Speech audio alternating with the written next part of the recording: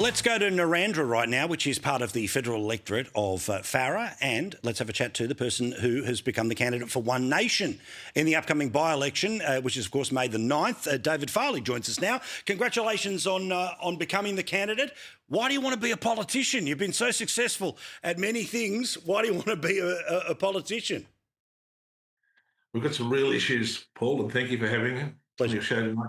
We've got some real issues that can only be resolved at the political level, and more importantly, they can only be resolved with a little bit of courage and tenacity.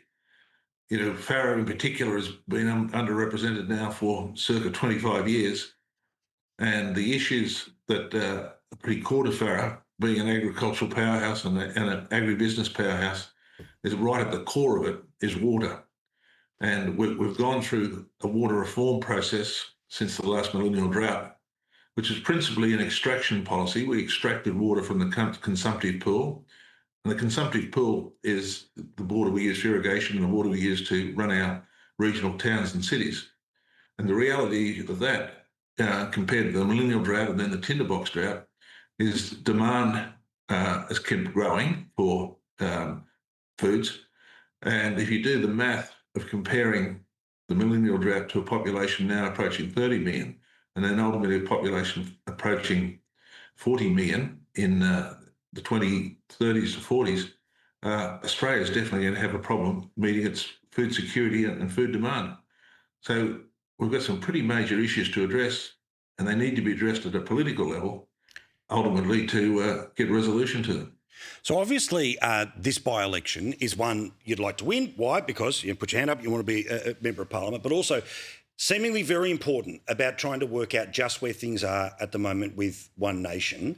Again, you're plugged into people who've been around for a long time, people who know how to campaign. What are the conversations that you've had, say, with Barnaby Joyce about what it's like to campaign in the lower house when they're all up against you? Well, it's interesting, you know, we've all got to make decisions in life. And the good thing about as you get a little bit older, you've got experience. To tackle the issues of Farrer, you need a political party that demonstrates political courage and has demonstrated political tenacity.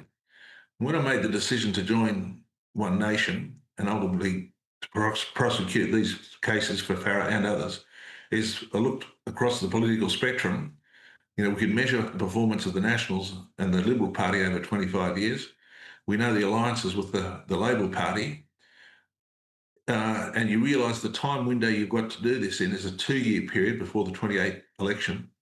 Therefore, there's some pretty serious heavy lifting to be done in a very, very short period of time. And you needed, not only you needed the political courage and tenacity of One Nation, but you also need the mechanics and the machinery that they offer. You know, you've got Barnaby in the lower house, you've got the 4 senators in the upper house, and it gives you the opportunity to hit the ground running. There's not a learning curve involved here. It's a matter of hitting the ground running and positioning Farrer, positioning water, and positioning all the industries that applied from that water in a better light and a better competitive position for the future.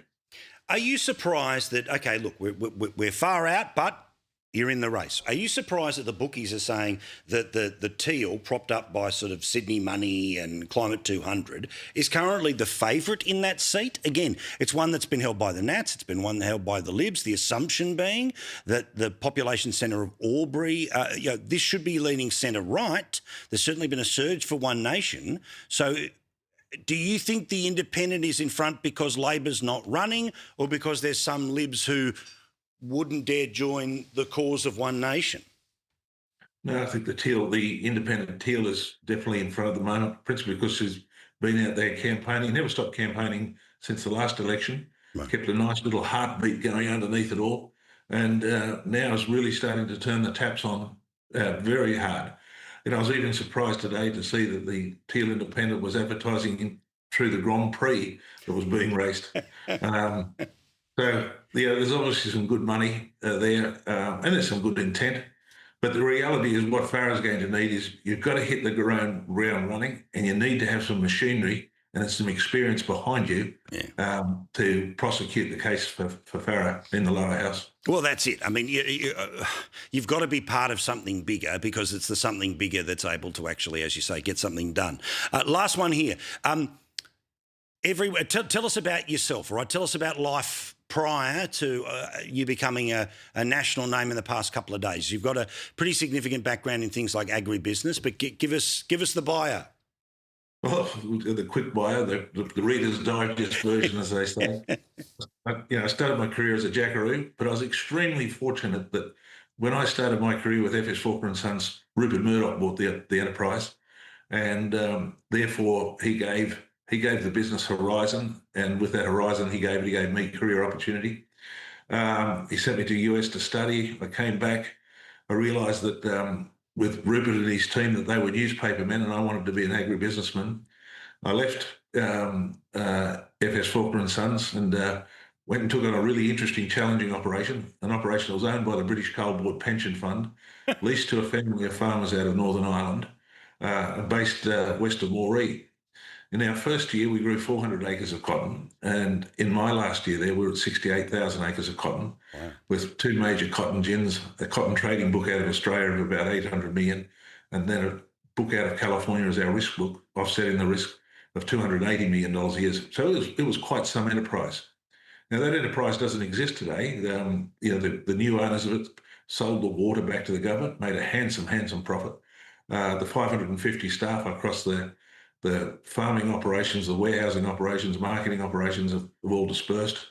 The plant and equipment was sold off at a massive 2 or 3 day auction, and even the accommodation was jacked up and shifted away. So it's that 19-year career of mine has been erased with water buybacks. Then I went from there to California, ran a massive farmers marketing cooperative. We're the biggest user of containerised freight off the West Coast. We marketed the cotton on behalf of most of the Californian farmers, Arizona, New Mexico, and Southwest Texas. Then I returned from America and took up the CEO's role with the AACO across Northern Australia. Good man. And after 4 to 5 years there, I shareholder change, live cattle challenges, droughts, you name it. You said it all. It was time to rest, relax, and put life to my favour instead of to the corporate side. Good stuff. All right, lovely to meet you, lovely to get to know. Obviously, we'll come and see you and be part of a pub test and all of that in a couple of weeks' time. All the best, David. Thank you, Paul. All the best. There he is, the candidate for One Nation in the seat of Farrer.